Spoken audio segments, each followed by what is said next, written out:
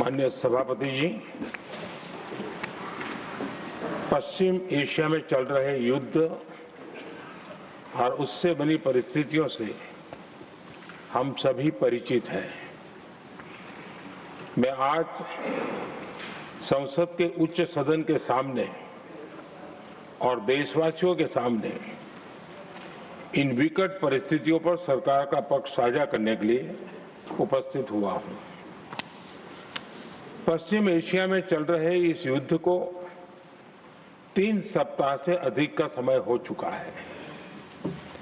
इस युद्ध ने पूरे विश्व में गंभीर ऊर्जा संकट पैदा कर दिया है। भारत के लिए भी ये स्थिति चिंताजनक है। इस युद्ध से हमारे व्यापार के रास्ते प्रभावित हो रहे हैं। इससे पेट्रोल, डीजल, गैस और फर्टिलाइजर जैसे जरूरी सामान की रूटीन सप्लाई प्रभावित हो रही है। गल्फ देशों में करीब 1 करोड़ भारतीय रहते हैं, वहां काम करते हैं। उनके जीवन और आजीविका की सुरक्षा भी भारत के लिए बहुत बड़ी चिंता है। हॉर्मुज़ स्ट्रेट में दुनिया के अनेक जहाज फंसे हैं। उनमें बहुत बड़ी संख्या में भारतीय क्रू मेंबर्स हैं। ये भी भारत के लिए एक बड़ी चिंता का विषय है। ऐसी विकट परिस्थिति में आवश्यक है कि भारत की संसद के इस उच्च सदन से शांति और संवाद की एकजुट आवाज पूरे विश्व में जाए।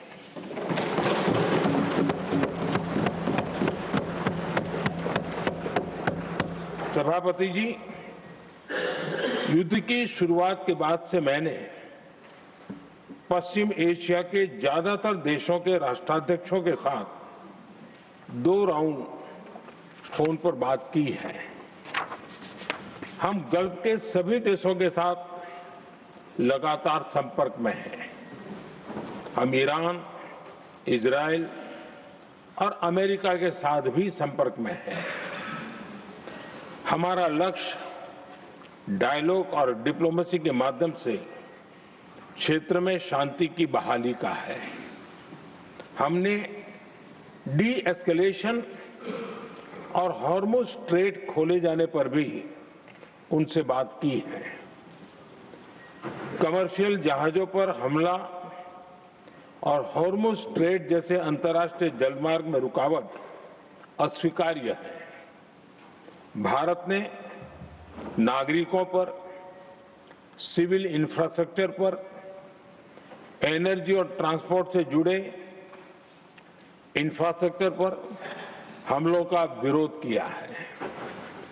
भारत डिप्लोमेसी के जरिए युद्ध के इस माहौल में भी भारतीय जहाजों के सुरक्षित आवागमन के लिए सतत प्रयास कर रहा है। भारत ने इस समस्या के समाधान के लिए संवाद का ही रास्ता सुझाया है। इस युद्ध में किसी के भी जीवन पर संकट मानवता के हित में नहीं है। इसलिए भारत का सतत प्रयास सभी पक्षों को जल्द से जल्द शांतिपूर्ण समाधान के लिए प्रोत्साहित करने का है। सभापति जी, संकट की स्थिति में देश विदेश में भारतीयों की सुरक्षा हमारी बहुत बड़ी प्राथमिकता है। युद्ध शुरू होने के बाद से लेकर अब तक 3,75,000 से अधिक भारतीय सुरक्षित भारत लौट चुके हैं।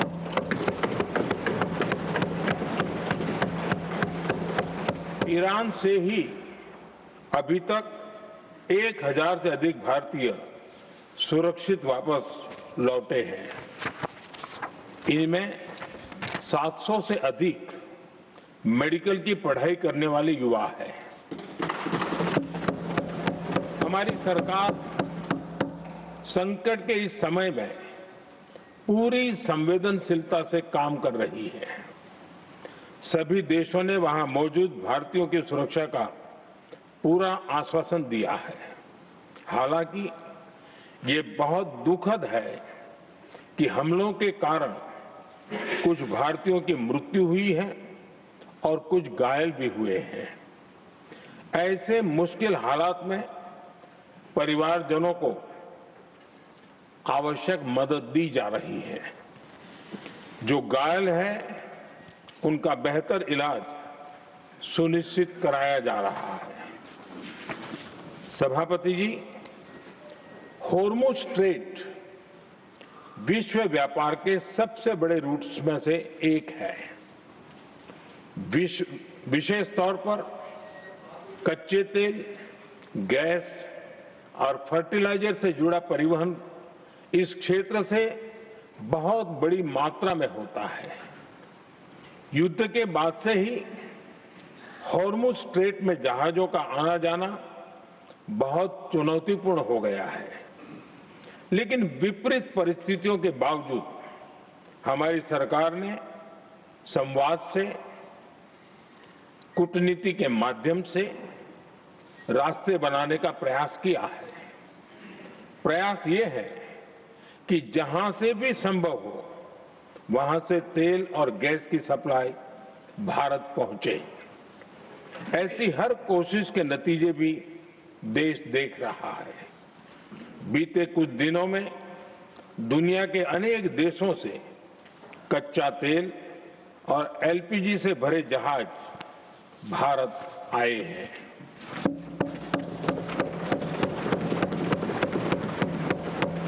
इस दिशा में हमारे प्रयास आने वाले दिनों में भी जारी रहेंगे।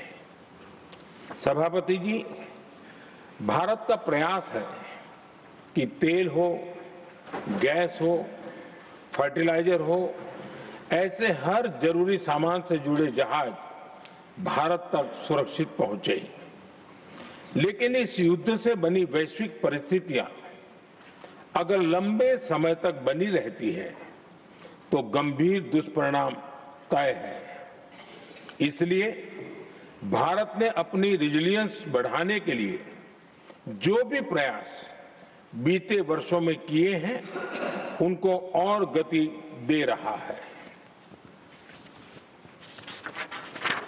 सभापति जी, कोई भी संकट हो, वो हमारे हौसलों और हमारे प्रयास दोनों की परीक्षा लेता है। देश ऐसे संकटों का बेहतर तरीके से सामना कर सके, इसके लिए बीते 11 वर्षों में निरंतर निर्णय लिए गए हैं। एनर्जी इंपोर्ट का डाइवर्सिफिकेशन ऐसे ही प्रयासों का हिस्सा है।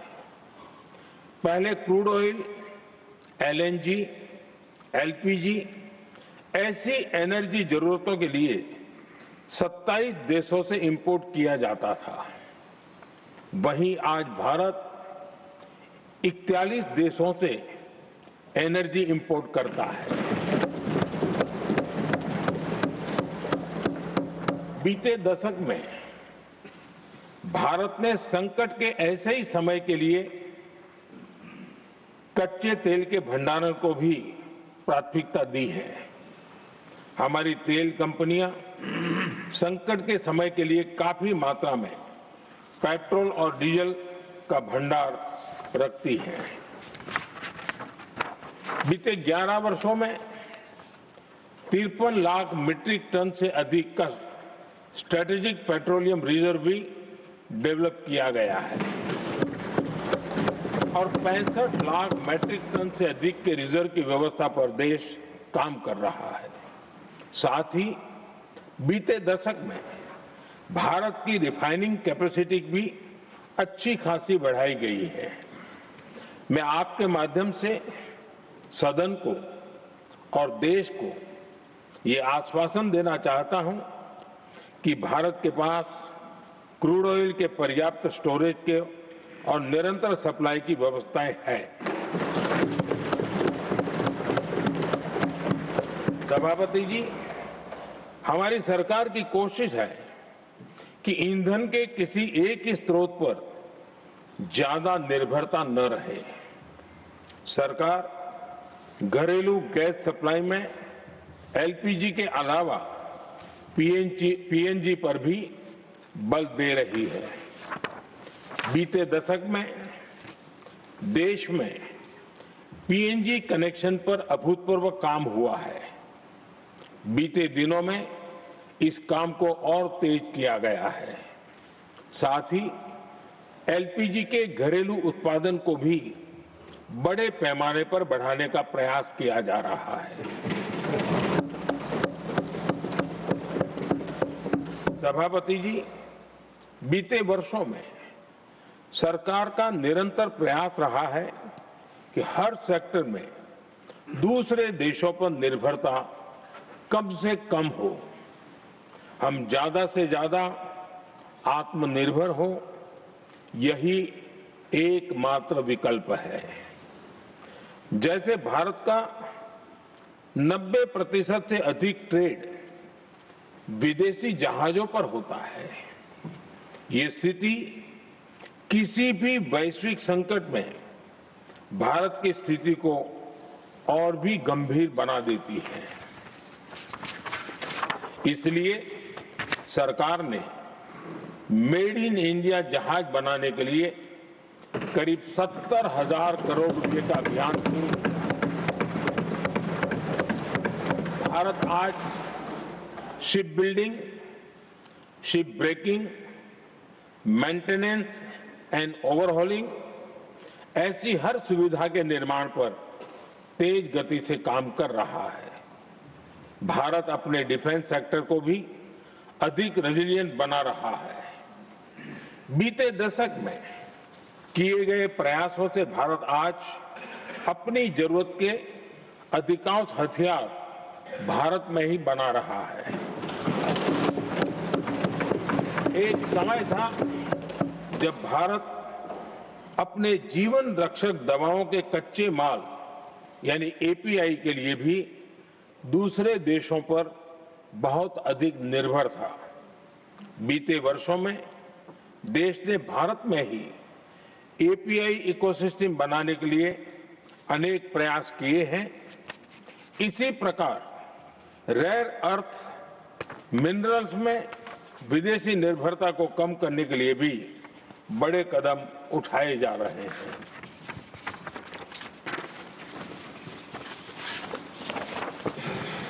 आदरणीय सभापति जी, वर्तमान संकट ने पूरी दुनिया की इकोनॉमी को हिला दिया है। अभी तक पश्चिम एशिया में जो नुकसान हुआ है उससे रिकवर होने में भी दुनिया को बहुत समय लगेगा। भारत पर इसका कम से कम दुष्प्रभाव हो, इसके लिए निरंतर प्रयास किए जा रहे हैं। हमारी इकोनॉमी के फंडामेंटल्स मजबूत हैं और सरकार पल पल बदलते हालात पर नजर रखे हुए है। सरकार इसके शॉर्ट टर्म, मीडियम टर्म और लॉन्ग टर्म ऐसे हर प्रभाव के लिए एक रणनीति के साथ काम कर रही है।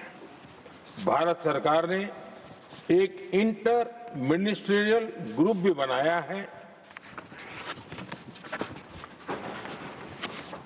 ये ग्रुप नियमित मिलता है और हमारे इंपोर्ट एक्सपोर्ट में आने वाली हर दिक्कत का आकलन करता है और ये ग्रुप आवश्यक समाधान पर भी निरंतर काम करता रहा है।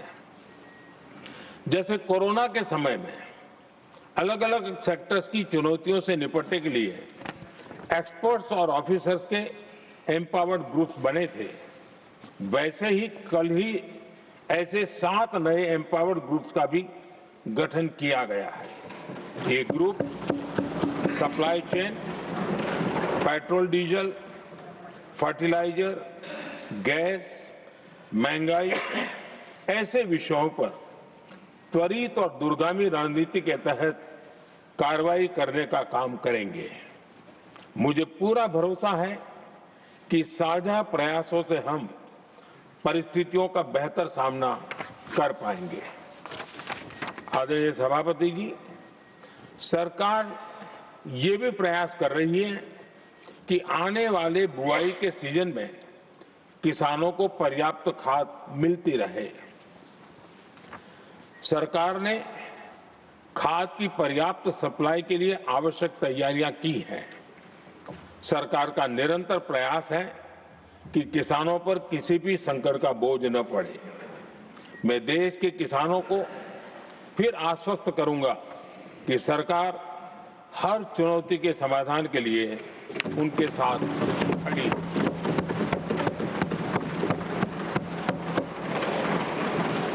आदरणीय सभापति जी, ये राज्यों का सदन है।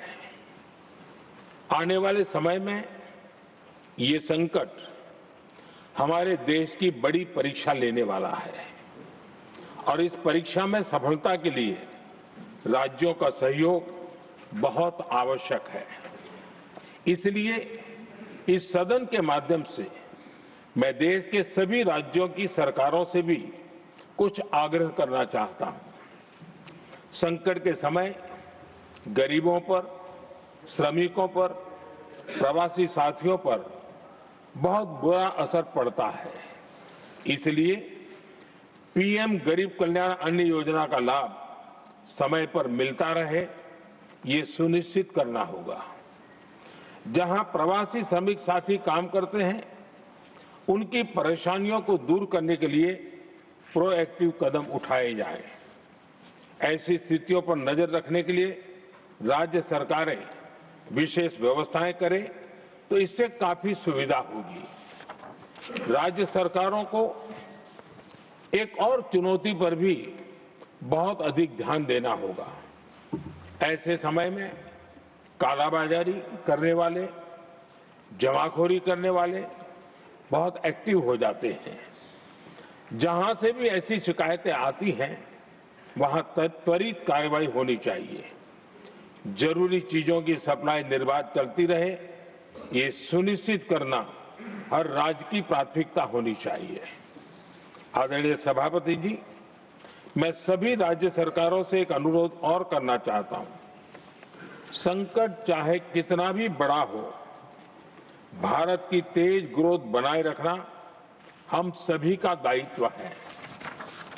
हमें इसके लिए हर जरूरी कदम, हर जरूरी रिफॉर्म्स तेजी से करते रहने होंगे। ये राज्य सरकारों के पास बहुत बड़ा अवसर भी है। ये टीम इंडिया की भी बहुत बड़ी परीक्षा है। कोरोना के महासंकट में केंद्र और राज्यों ने टीम इंडिया बनकर कोविड मैनेजमेंट का एक बेहतरीन मॉडल सामने रखा था। अलग अलग पॉलिटिकल पार्टी की सरकारें होने के बावजूद टेस्टिंग, वैक्सीनेशन से लेकर जरूरी चीजों की आपूर्ति टीम इंडिया के प्रयासों से ही सुनिश्चित हो पाई थी। हमें उसी भावना के साथ आगे भी काम करना है। सभी राज्य सरकारों और केंद्र सरकार के प्रयासों से देश इस गंभीर वैश्विक संकट का प्रभावी रूप से सामना कर पाएगा। आदरणीय सभापति जी, ये संकट अलग प्रकार का है और इसके समाधान भी अलग प्रकार से ही तय किए जा रहे हैं। हमें धीरज के साथ, संयम के साथ, शांत मन से हर चुनौती का मुकाबला करना है। आदरणीय सभापति जी, जैसा कि हम देख रहे हैं कि इस युद्ध को लेकर पल पल में हालात बदल रहे हैं, इसलिए मैं देशवासियों से भी कहूंगा कि हमें हर चुनौती के लिए तैयार रहना ही होगा। इस युद्ध के दुष्प्रभाव लंबे समय तक रहने की प्रबल आशंका है, लेकिन मैं देशवासियों को भरोसा देता हूं, सरकार सतर्क है, तत्पर है और पूरी गंभीरता से रणनीति बना रही है, हर निर्णय ले रही है। देश की जनता का हित हमारे लिए सर्वोपरि है। यही हमारी पहचान है, यही हमारी ताकत है। इसी भावना के साथ मैं अपना वक्तव्य समाप्त करता हूं। बहुत बहुत धन्यवाद। Message from Lok Sabha Secretary General. Sir, with your kind permission, I rise to report that the Lok Sabha at its sitting held on the 23rd of Rajya Sabha में प्रधानमंत्री नरेंद्र मोदी का बेहद अहम संबोधन, बेहद अहम वक्तव्य की इस वक्त जिस तरह की हालात हैं